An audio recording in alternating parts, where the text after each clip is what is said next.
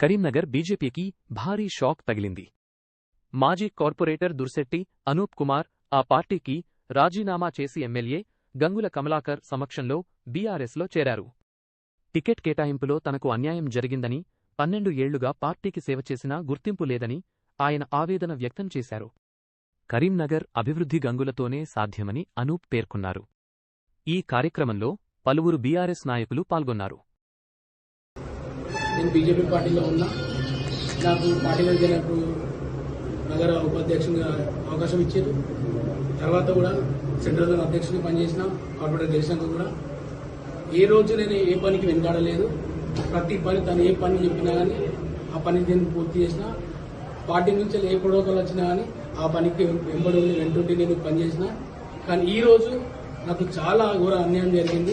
ఒక sitting కార్పొరేటర్ని, BC బిడ్డని, విశ్వబ్రాహ్మణ బిడ్డని నాకు టికెట్ ఇవ్వకుండా వేరే కాంచెలు వచ్చిన వాళ్ళకి 2 రోజుల్లో పార్టీలో సర్వే ఉందని చెప్పి నన్ను బాగా ఇబ్బంది పెట్టి, నీకు అక్కడ ఇది ఉంది ఇక్కడ అది ఉందని చెప్పేసి నన్ను చాలా రకంగా ఇబ్బంది పెట్టి ఈరోజు నాకు టికెట్ ఇవ్వకుండా నన్ను చాలా మోసం చేసిండు.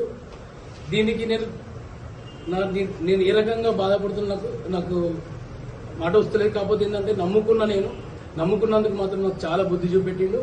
ఇకనైనా ఎవరైనా యువకులు ఉంటే జర అలా అర్థం చేసుకోండి. మీరు మీ భవిష్యత్తు గురించి ఆలోచించుకొని ఒక ముందు అడిగేయాలని నేను కోరుకుంటున్నాను. జై తెలంగాణ.